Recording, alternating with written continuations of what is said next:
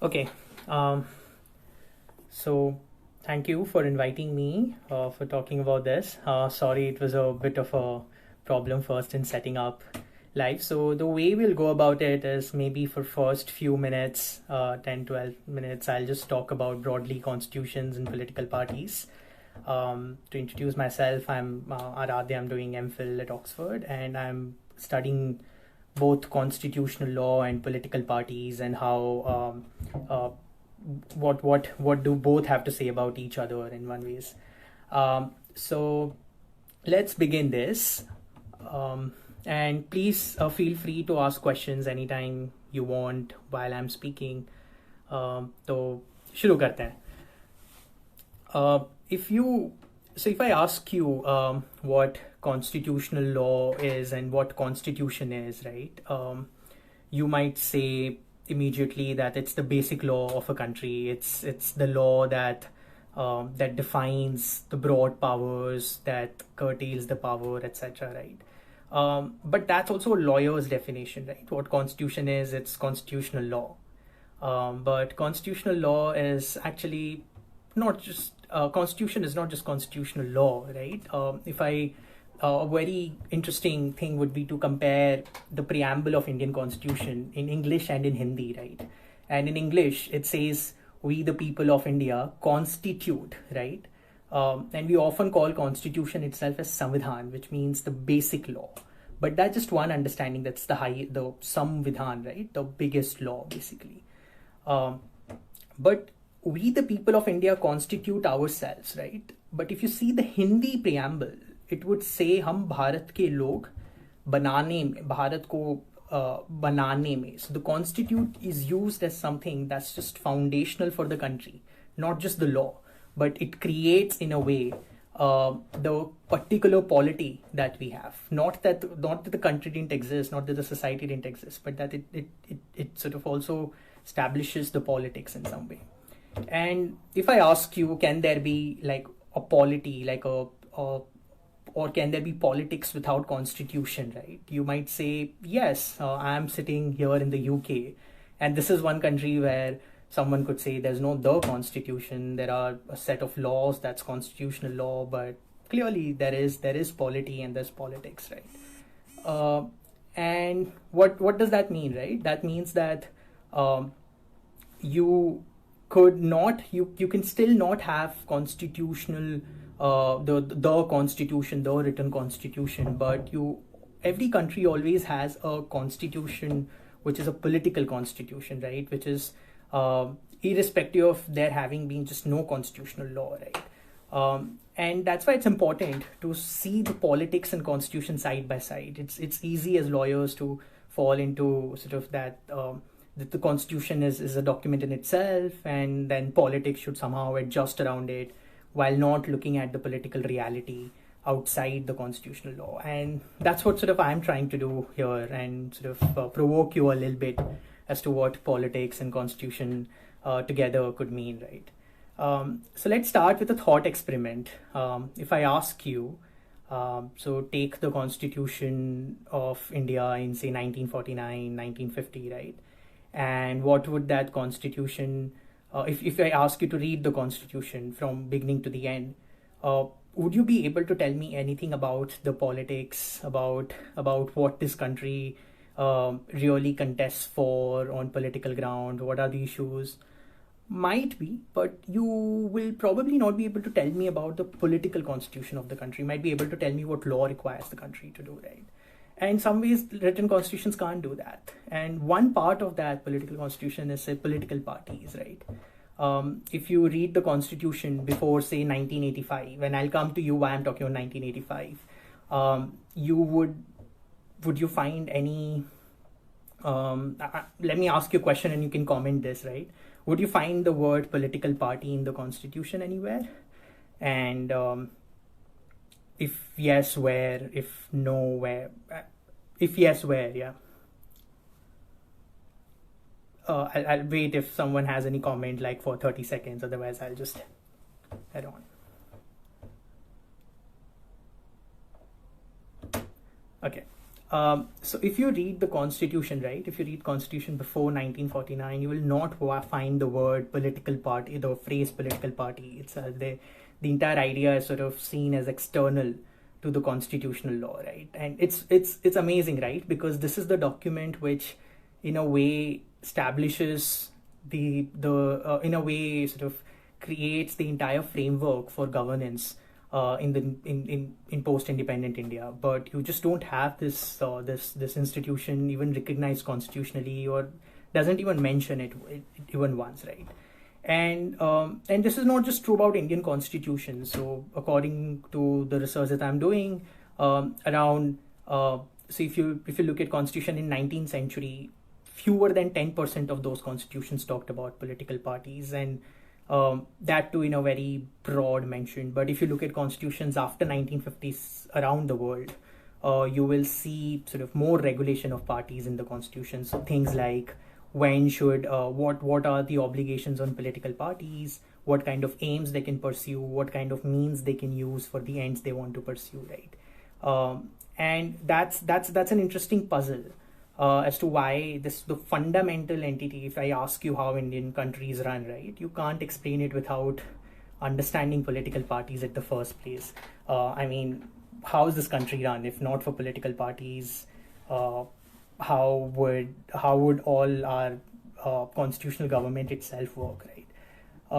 And why is that so, right? So one reason is sort of adoption of kind of Anglo-American liberal tradition, where parties were seen as this private organizations completely outside of any sort of public scrutiny, right? Law shouldn't intervene. It's politics. It's too messy. It's just too difficult for law to regulate or do anything about it. So let's just leave it there. Let's just not regulate and let them give some freedom to work in the way they want to, right? And that's a good argument that you need to give parties freedom.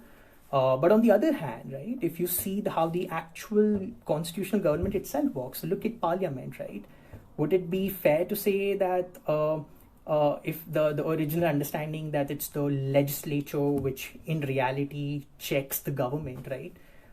If there is a strong disciplined party with sort of strong leadership, then would you say that the government is really checked by parliamentarians, right? It's difficult to argue that given the existence of party discipline, given the existence of cohesive parties. So it just sort of shifts your entire understanding of what constitution requires it, but it clearly is not working in that way, right? And why is it not working in that way? It's not working because of this not taking into account party politics in the constitutions at all, right? And one way in which India dealt with it at the founding was, as we know, there was one major party, which is the Congress party, and because of independence movement, etc., it sort of continued to be a dominant party for next 2 decades. And when the constitution was being formed, there was many arguments as to what to do with future politics of the country now that independence has been achieved. What about new parties? What's the role of Congress? How do we create democratic competition among multiple parties, right? And very interestingly, when the constitution was drafted on 26th November, right, on 25th November, Dr. Ambedkar gave a speech where he said, when everyone was asking questions about whether this constitution would succeed, he's like, see, constitution can only deal with legislature, executive, judiciary. We can have fundamental rights, but it cannot deal with people and political parties. And ultimately the success, and he says so in so many words, that the success or the failure of constitution would depend on the parties that come up later and the people who form different parties, right? And often there are many theories as to why post-independent Indian democracy survived and why not, and there are many theories to why it did, right? But an important theory is that in some ways it owes to the kind of party competition that developed later, right? And to study Indian constitution in the absence of understanding party politics would be sort of not doing justice to it, right? So once that happens, what changes in around 60s and 70s, right? You see that the dominant party phase, and political scientists understand as this, they call it Congress system. It's because there's one party which is a dominant party. But that doesn't mean that there's this one party state, right? Like in communist countries, you have just one party which is constitutionally established. So China's constitution, right? North Korea's constitution, they specifically mention that this is the party. This is the party of and this is, and in some ways it sort of eliminates all other parties. So there's no political competition. But when it happens in India, till 67, it wasn't that there was no political competition, but that there was one dominant party which was winning elections all the time, right? Now, after 67, when there were some state elections where first time like a bunch of Congress governments lost, and after that there's an emergence of sort of a market, right, where one politician could choose among different parties that someone could join, right? And some of them were ideological parties, some of them were not ideological parties, but in any way, it created an option of doing politics through many other parties, which was very difficult before that. And as many have argued before, this sort of created opportunities for defections. And that's why I'm coming to 1985, right? I'm telling you a biography, I'm telling you a story of what happened, right? And this is the time when you see grow sort of regional parties, many growing sort of many national parties now, which started as regional parties then. And that creates an opportunity for people to change parties because they might get opportunities in one party or the other. And that also coupled with how the Congress Party's institutions itself changed. So Stanley Kochenek, who is a political scientist, had studied this Congress Party structure called one-party democracy in quite a lot of detail, documents it as to how after 60s the internal institutions of Congress, so it was a very broad catch-all party, right? There were all kinds of people with different views. They themselves start to change. The power starts getting concentrated in the top leadership. The internal institutions start eroding. At the same time, country's politics was also changing. More democracy meant more popular opinions were coming up. There were otherwise marginal classes who wanted the political voice and could now get because of new parties coming up, which meant that the defection problem in India started, right? In 1969, the Home Ministry of India established, I mean, the report came out in 1969, but in 60s established a committee headed by Y.B. Chauhan, the then Home Minister, right, on what to do with defections. There are so many defections in India happening, and there was no political agreement on what should be the solution, right? One solution could be what we have is anti-defection law, which came up later, and I'll come to it. But there were other problems as to why defections were happening, and mostly the defections were into the Congress Party, not outside, right? And the logic is that because it's a dominant party, it can use defections to strengthen itself, while the weaker parties would anyway not have many people joining them at the first place, right? And that led to emergence of this problem of unstable governments, right? Constitutions cannot survive without some kind of stability. If the government is constantly changing, then it's also difficult to pin the accountability. And hence in 1980s, right, when in 1984, after 84 election, when Congress won more than 400 seats, and in some ways, there are many theories as to why anti-defection amendment came, but anti-defection amendment was the first time when political parties was mentioned in the constitution, right? And it does two things, right? It, of course, it disqualifies you, or at least it gives power to the speaker to disqualify you if you change the party.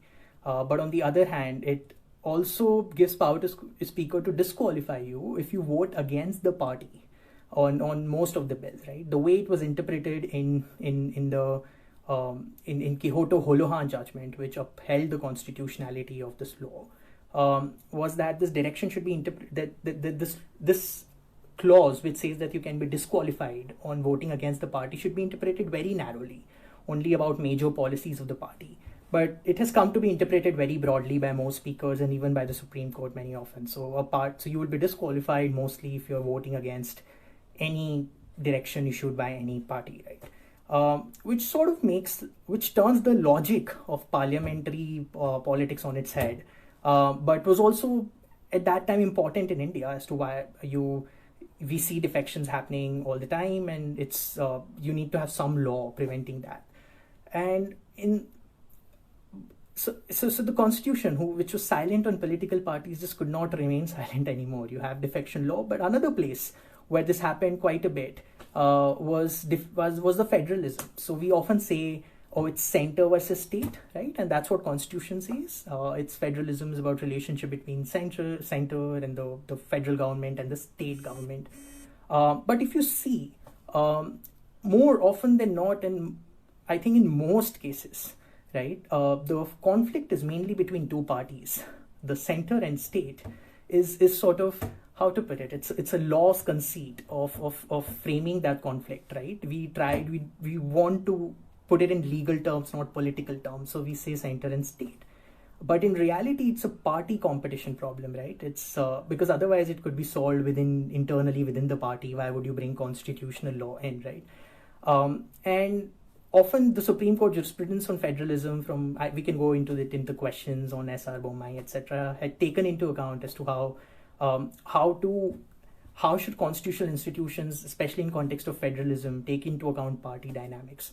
It comes into position when new government needs to be formed, right? When there is no stability, when there's no majority, or when you want to create or when the governor has to be dismissed because of a new party coming into power, or when new governors are appointed. And so governor's position becomes very important because the governor is the channel through which party politics is played out, right? And in some ways, that hides the political connotations of the law of separation of powers. Bringing parties in brings realism to separation of powers, which is essentially otherwise will hide what party politics is. And so I can take questions now if you have any, but broadly I just wanted to provoke you, give you a few thoughts so that you think about these things, and also let's have a discussion.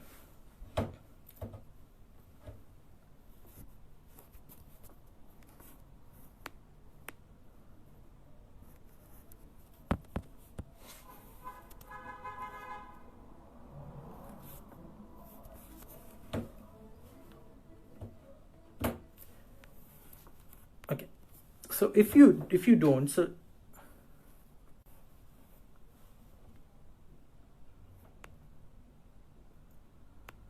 sure. So I have a question on political parties and RTI, right? And that's a very interesting question, and in a way a live issue, because the Information Commissioner had issued an order a few years ago, right? So a very interesting part of RTI is this definition this term called I think it's called bodies performing public function, right, or public functionaries, where you have to define. It's not that RTI cannot apply against a private individual, right? So it can't apply against me, it can't apply against companies, it can't apply against private societies, right? And RTI issue brings into focus one of the most interesting challenges of law and parties is what is the legal status of parties, right? So for those who are not lawyers, the context is that constitutional law, public law, as I just said, and including RTI law, regulates public bodies, and at the same time it needs to protect the freedom of private parties from interference, right? So the way Information Commissioner approached it, it's the definition of RTI, the definition of public function has to be understood in context of other laws, the role of parties play, right?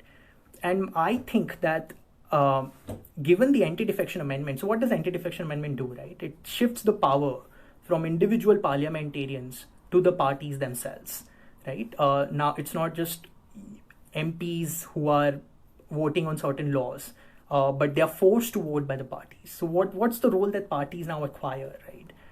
Parties acquire the role of sort of legislators themselves. Now RTI can't again apply against an individual who is in the position for the individual for their individual functions, but RTI can apply against certain public functions that person is doing. So for instance, it can apply against ministry offices, right? And at the same time, parties play a role of legislators, and when read in the context of anti-defection amendment, it changes the constitutional status of party itself. Parties are no more just loose associations that you and me have, or we just agree on certain principles, ideologies, so let's just come together and contest elections, right? It has legally sanctioned power under the constitution to not to disqualify itself, of course, the speaker disqualifies, but to create the conditions of disqualification by issuing the whip. And whip becomes, I think, it turns the function of party into a public function. So there has to be a balance of against what kind of information against parties should RTI apply, as opposed to whether RTI should apply against parties at all. And I think that blanket no is a problem, but there has to be a balance as to what kind of information. But I think that RTI is that the reasoning of Central Information Commission can stand there, at least with respect to parliamentary functions of party. I have another question. That's a very interesting question. Sarthak asks me if there is, what's the legal structure? Are they trusts, companies, societies, or any other body corporate? So that's actually so let me go back to common law. It's beyond not just India, but how the common law that we inherited understood them as, right? So parties, their legal structure was like, suppose you and me come together and form a society to watch a television show, right? It's like suppose we like a book and we open a book club, or we like a sports and we go together and form a sports club. So parties were like that. It's like local cricket clubs or something like that, right? That's what common law understood them. Not anymore, but that was the original understanding of common law. That it's a contract between you and me, but it's not a separate entity. It doesn't have right to be sued or right to sue or be sued. It can't file a case in the court. Doesn't have legal personality. But that has changed over time, right? As I'm saying, the parties evolved. Parties will no more just this loose associations. They acquire public functions. In India, at least, the core personality of party comes from the registration with the Election Commission. So Section 29A of the Representation of the People Act, which is the main law which regulates elections in India, has the provision for registration of political parties. And that's where, so they are sort of neither companies nor societies, body corporate, as far as they are registered with the Election Commission. Some parties have tried to register themselves as societies before, but that's not mandatory. That's not about all parties. So in a way, in India, there's uncertainty how we should really pursue parties. But I think the core legal personality, the only legal provision we could come to is the Representations of the People Act, Section 29A and B. There's another question. So whether the PM Care Fund won't come under the umbrella of RTI and how it will utilize will never be known by common people. So I think there's been a case in this in Delhi High Court with Justice Ravindra Bhatt, and I'm forgetting, there were two judge bench, and both judges disagreed on this, right? On what is the nature of PM Cares Fund. Is it like a trust which has nothing to do with the government, and whether Prime Minister and other ministers who are on the fund are only ex officio members or committee members of the fund. They are not, that in itself doesn't make it a public organization, was one argument. The other argument was that, listen, just because it has Prime Minister's office, it's run by Prime Minister's office, it should be understood as public functionary. I think that it should come under RTI because let's see what the new whether so this judgment came out in the context of Prime Minister's Relief Fund, right? PMNRF, which was existing earlier, and PM Care Funds at least replaces it for now for this crisis. But I think that because it's run from the Prime Minister's office, Prime Minister has the discretion, and there are other ministers in it, it should come under RTI. But as it exists, we just don't know. There's another question in many articles in election reform. That's an interesting question. The donation should be given to Election Commission instead of political parties. Vedansh. So, I mean, it just depends. So it just depends on, I mean, I guess you are asking that should the donation be given to election commissions and then be distributed among parties, right? And I do not think that would be a right approach, given the capacity of election commission, but there could be another bigger problem, right? That how do you distribute the funds to different parties, even when it comes to election commission? Because parties do need money at the end of the day to approach the electors to approach the voters, right? And if election commission distributes them on the basis of their electoral performance, of past electoral performance, that will only reinforce their existing majority or their existing power. So that will not be a competitive order. And to preserve the competition, you do not need to just you should not be reinforcing the past performance unless it's absolutely necessary. So in this case, I think more than who to donate, the question is the process of funding, and how can we make the law in such a way that it's just much more transparent. And I've written a separate paper on it, on party funding. It's called Where's the Money, and you could read more about it there. But it's more about the process. I don't think that party should be allowed to receive donations, but with certain checks and balances like transparency, etc.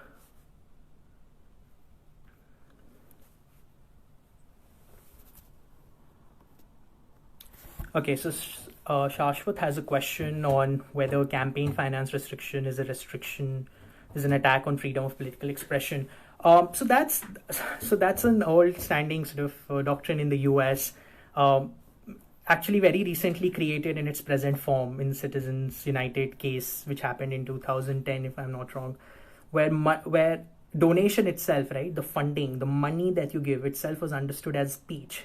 The idea is that when you are giving money, right, you are speaking by giving money. So I want to support a party and I'm giving out the money. I'm expressing my political opinion. And I think that equating money with sort of donations or giving money with speech is not founded in our constitutional theory for sure. So it might be freedom of, I mean, as the constitutional doctrine exists in the US, then yes, it's, I mean, there are huge roadblocks on any campaign finance regulations there, because any restriction would be blocked by their First Amendment limitations, right? But in India, we haven't interpreted, and I don't think it should be interpreted that way, right? It's one thing to recognize this as interest, but the question then is how exactly, not in a very hard way like in the US, right? But there could be arguments as to why, if say tomorrow law tries to ban all kinds of funding, right, or law does not protect sort of some kind of privacy, or at least small donors, not the big donors, then it will raise an argument of both the freedom of speech and also privacy, as it chills the speech. So also again freedom of speech, but I don't think that it should be recognized as a general principle. But there could be protection for small donors, and there could be protection for some kind of funding, that there should be private funding allowed to at least some extent. So complete ban would of course be a problem, because I mean, for policy reasons, yes, but I don't think that the US doctrine should, as it is, be implemented in India. But I recognize that this is an interest. This is an interest to be protected. Any other?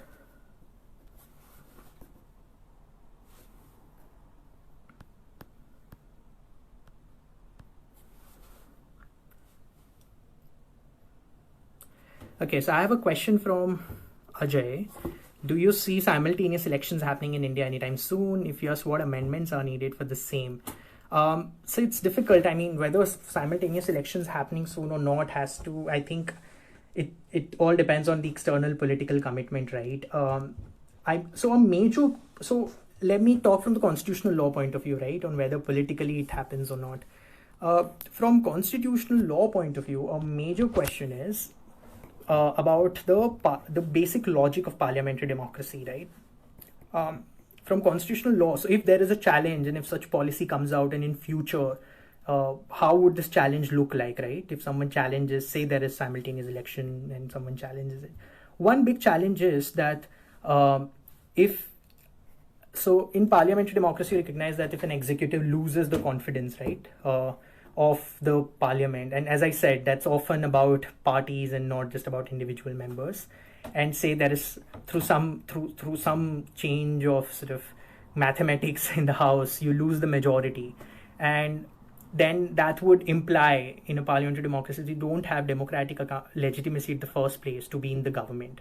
Now, if you have simultaneous elections, a big issue with that would be that you will have to have some kind of fixed term parliament, right? You'll have to so that the governments, otherwise if the governments get dismissed as they are now, then it's not that simultaneous elections were not existing in India before. The reason that they got staggered is because of this logic that governments lost majorities, and hence the election cycle shifted automatically because of the way they lost majorities, right? So from till 19 almost I think till 1967 all elections used to happen simultaneously, and it's only I think after that where they become separated, and that's because it's not by any design, right? It's because the governments keep losing confidence of the house, and that would be the challenge as to what you do in between, right?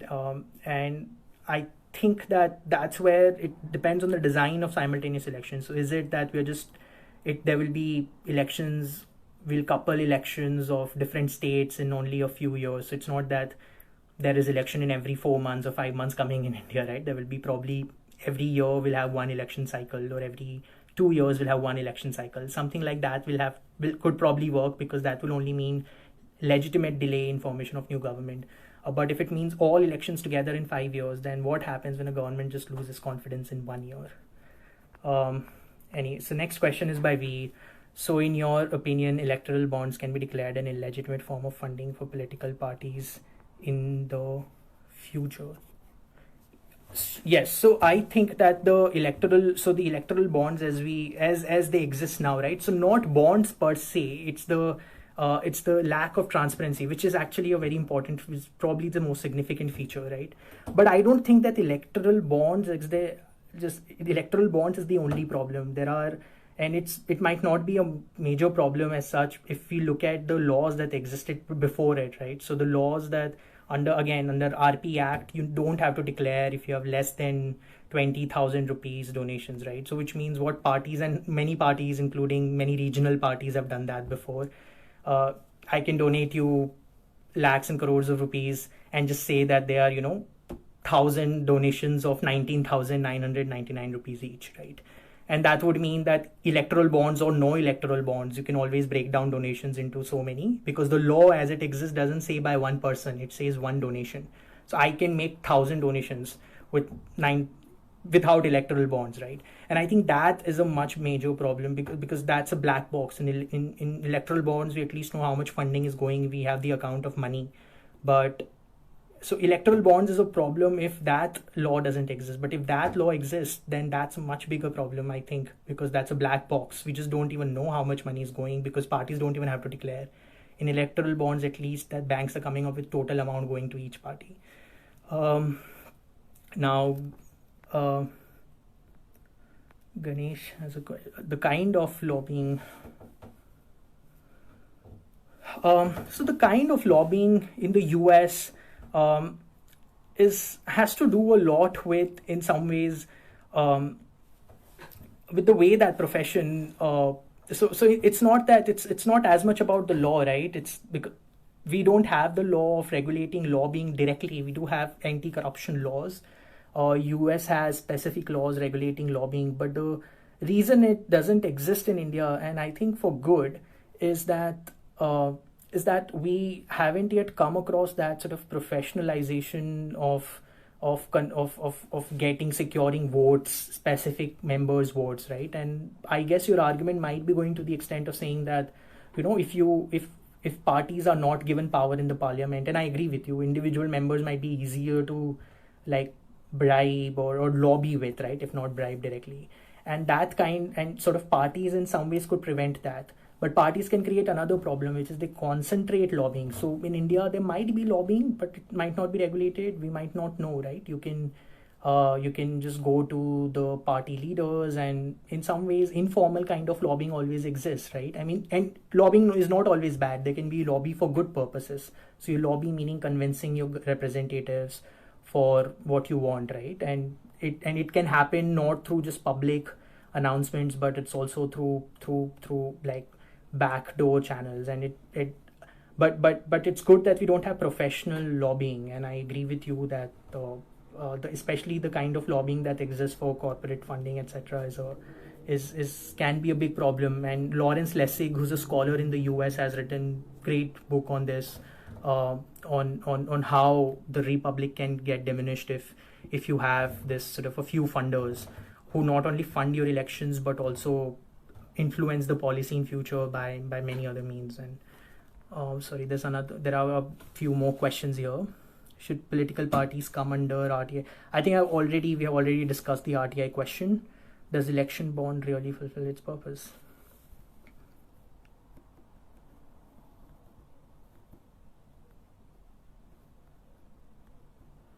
So I have, one second, I can't load the full question of Vedansh. Okay, yeah. So Vedansh asked, does election bond really fulfill its purpose of being transparent? So I agree with you that it's not completely transparent. In fact, it's not transparent at all, right? To the extent that we do not know who funds whom. It is only telling us how much money has each political party got. So I don't think that its purpose was being transparent, right? And I've written on this before. The purpose was to bring money through the bank route. Now you're right that might be used, as it does not in itself result into any good if it's not backed by proper clearing procedure. So which means bringing money through bank still doesn't tell us who's donating whom, how much. It only tells us how much money each party has received, not the sources. The campaign method used by parties in the days of electronic media. Okay, so there is very interesting question about tech and elections. Okay, so I can't see the full question, Chaitanya, but I'm assuming you are asking generally about the problem of targeted advertising and electronic. So I think that the targeted advertising is through, I mean, the problem might not be with the tool, might be not be with the technology, but it might be it might be much deeper, right? So it might not be, I mean, sometimes we just put blame on technology, but one second, now I can see the question. Yeah, so I agree with you that the way our communication channels exist, sometimes you don't have serious discussions, sometimes it's just driven by the attention of media. But I mean, that's just a problem that can only be countered by better communication, I think. Okay, so there's a question about what do I think about multi-party system in India. So I mean, this is a very difficult question to answer, right? I think that because it's always a question about specific context, and it's not that multi-party system always is good. There is increasing work in many countries where you might be better off with just a few, like not multi, but maybe 3 or 4 big parties, and that forces. I mean, that might be good to have a broad policies and does not make parties very, I mean, only restricted to specific causes and specific areas and regions that they have to cater with.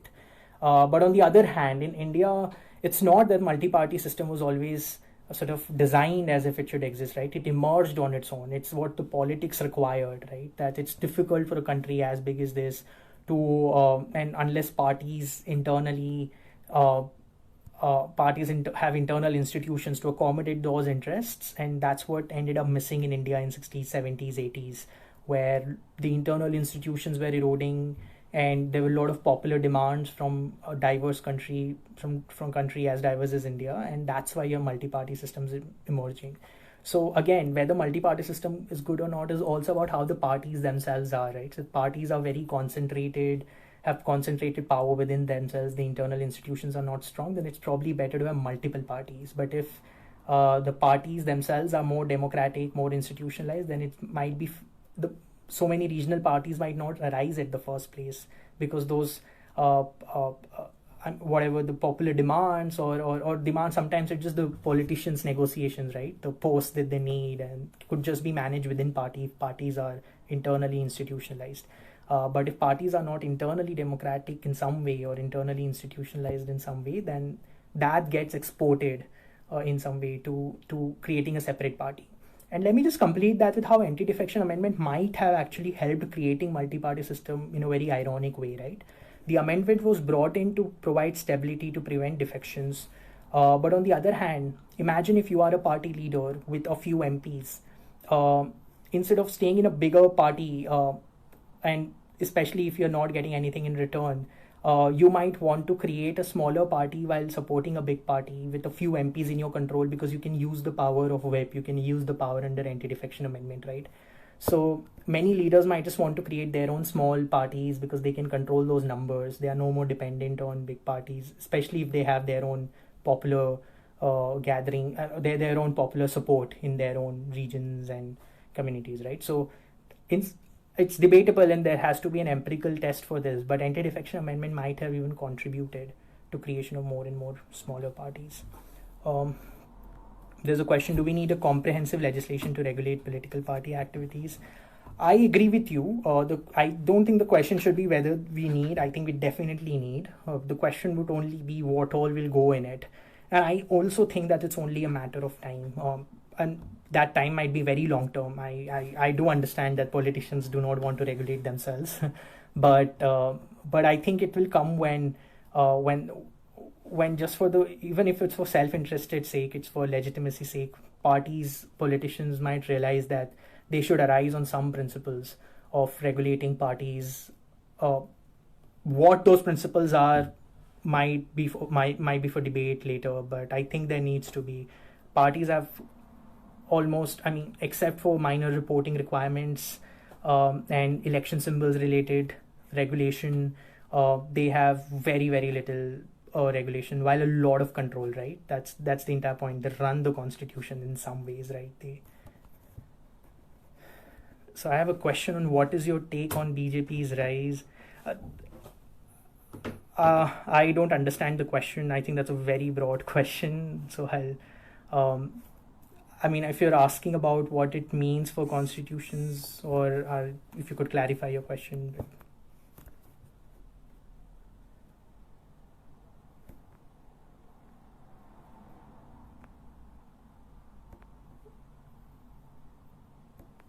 Okay. Are there further questions?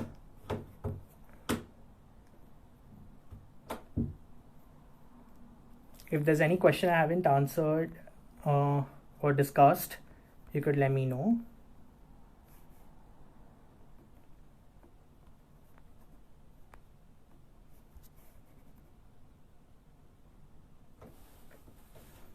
Thank you. I hope you all stay safe and please take care.